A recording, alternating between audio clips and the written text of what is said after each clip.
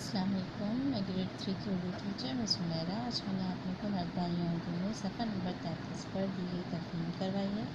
इस तफहीम में आपको बगले के बारे में बताया है। ठीक है, आइए हम पढ़ते हैं कि इसके सवाल जवाब करें। बगला एक खूबसूरत आबी परिंदा है। इसकी लंबी गर्दन अंग्रेज़ी हर्फ एस की शक्ल में खमदार है। इसकी चोंच नोकदार, टांगें लंबी और पतली होती हैं। ये बस्तियां बनाकर रहता है और अपना घोंसला सरकंडों में बनाता है। इसे इसके खूबसूरत परों की वजह से शिकार किया जाता रहा है। इसकी लंबी और नुकीली चोंच बहुत ज़्यादा कारआमद होती है। कोई चीज़ खाने के लिए बगला अपनी चोंच का इस्तेमाल दोशाखा आदि पर करता है। बाज़ औक़ात ये अपनी चोंच शिकार करने के लिए भी इस्तेमाल करता है। ये अपनी नोकदार चोंच से अपना दिफा भी करता है। इसकी वजह से वो दुश्मन की आँखों में गहरा जख्म बनाता है। बगला एक खुशखुराक परिंदा है। ये कीड़े मकोड़ों और मछलियों मेंढकों के साथ साथ बाज़ औक़ात छोटे चूहे भी खा लेता है, शौक़ से खा लेता है। ठीक है, अब आए इसके सवालात की तरफ। सफ़ा नंबर 34। सवाल नंबर 1 है, बगले का शिकार क्यों किया जाता है? जवाब देखिए आप लोग यहाँ पर। बगले का शिकार उसके खूबसूरत परों की वजह से किया जाता है। सवाल नंबर 2, ये अपना घोंसला कहाँ बनाकर रहता है?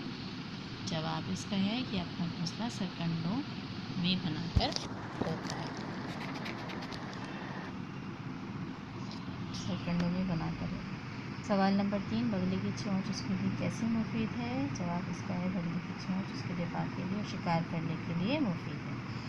बगला अपनी हिफाजत कैसे करता है? बगला अपनी चोंच से दुश्मन की आंखों में ज़ख्म लगाकर अपनी हिफाजत करता है। बगले की खुराक क्या है? बगले की खुराक मछली, मेंढक और छोटे छोटे चूहे।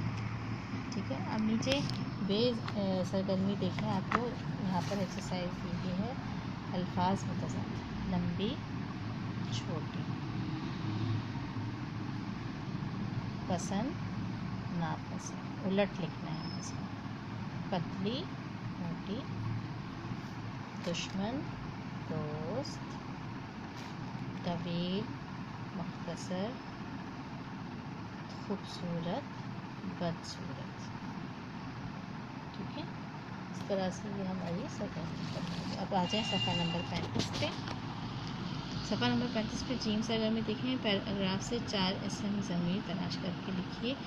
नंबर 1 है ये, नंबर 2 वो, नंबर 3 इस, नंबर 2 फिर दाल है सिफ़ात की मौसूल तलाश करके लिखिए। नोकदार चोंच, गहरा ज़ख्म, खूबसूरत बगला, लंबी टांगें, तवील रास्ता, छोटे चूहे।